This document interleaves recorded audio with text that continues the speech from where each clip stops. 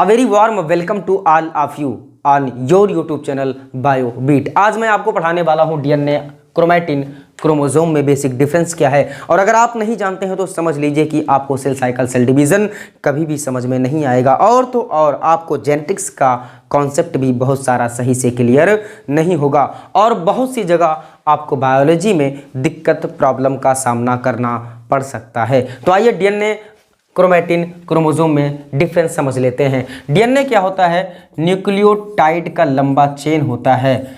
Nucleotide का लंबा chain होता है। A lots of nucleotide bonded to each other with the help of phosphodiester bond.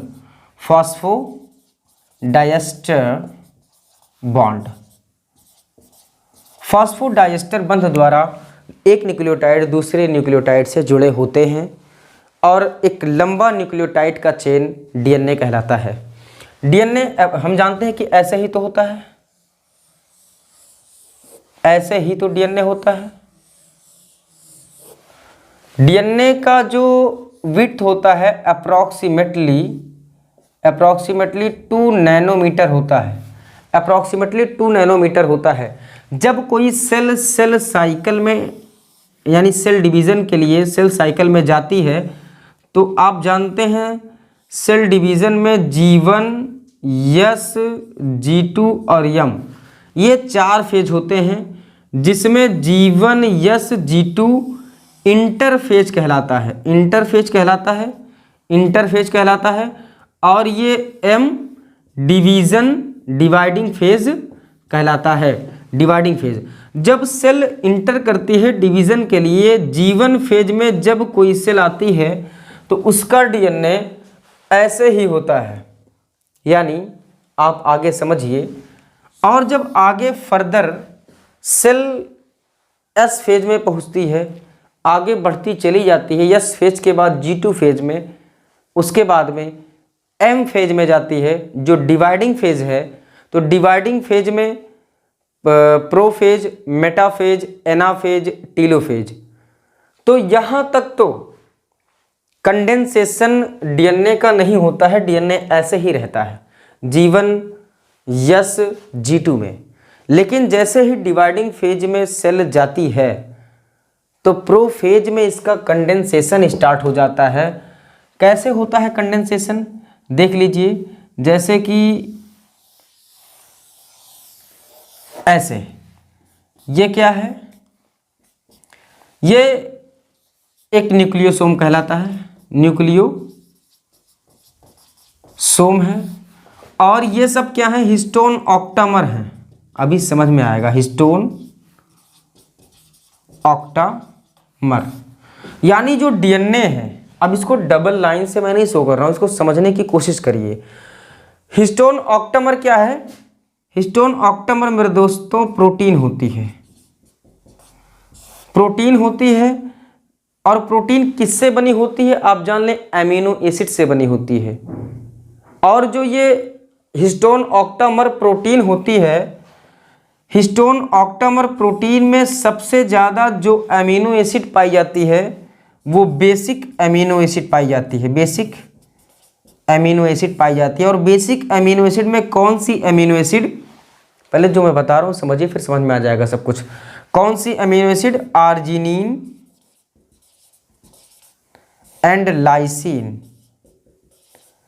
Arginine और lysine दोनों बेसिक एमिनो एसिड हैं और बेसिक एमिनो एसिड पे हमेशा पॉजिटिव चार्ज होता है।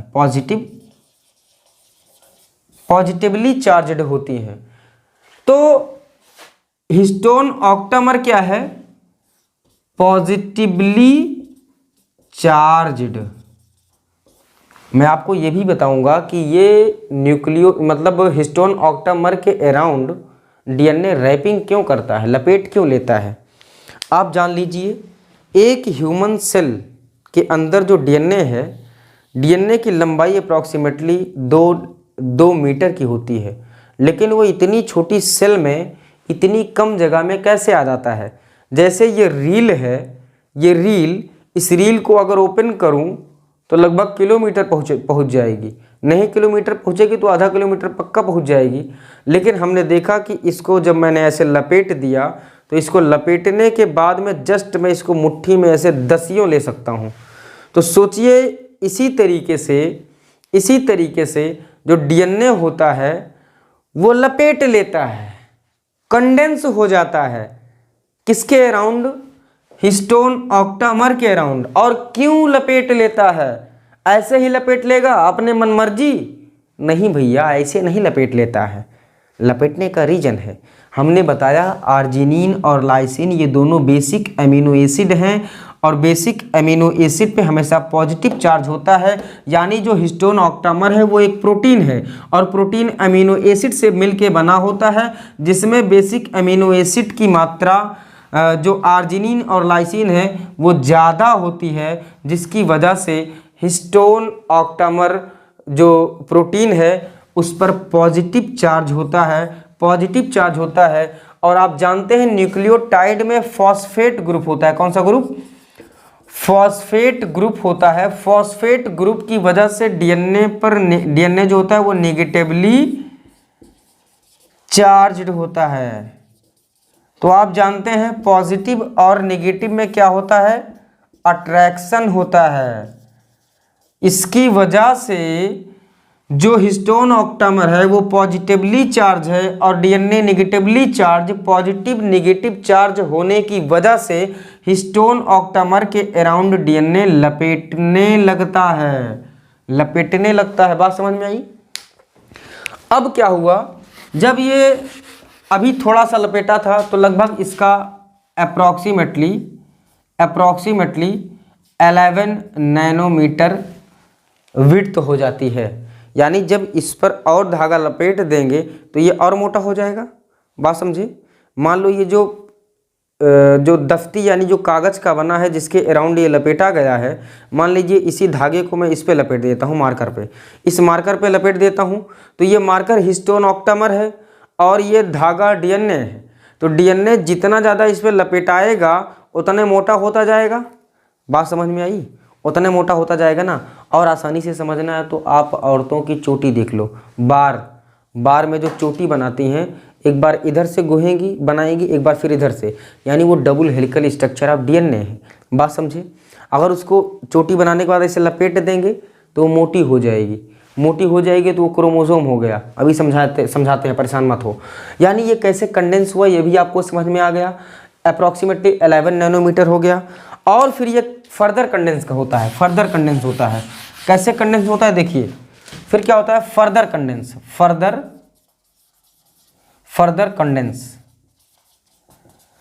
कंडेंस होता है। तो ये देखिए, ये कंडेंस होते होते अप्रॉक्सीमेटली 30 नैनोमीटर का हो गया, जो है solenoid model of DNA. Solenoid model of DNA का अप्रॉक्सीमेटली 30 नैनोमीटर विड्थ हो गई।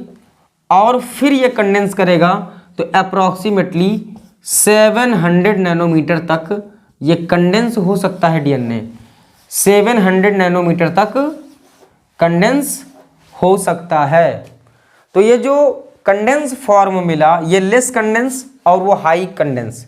अब मैं आपको एक क्वेश्चन बता दूं, डीबीटी में क्वेश्चन आया था, which of the following option is correct. Question था which of the following option is correct.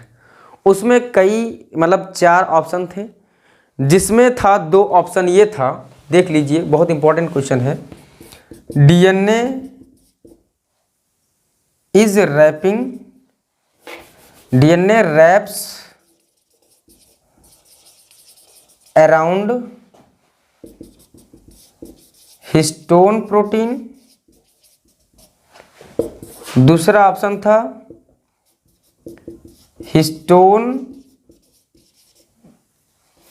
Protein मत लिख लो, हिस्टोन ऑक्टामर लिखो। Histone octamer wrap around DNA.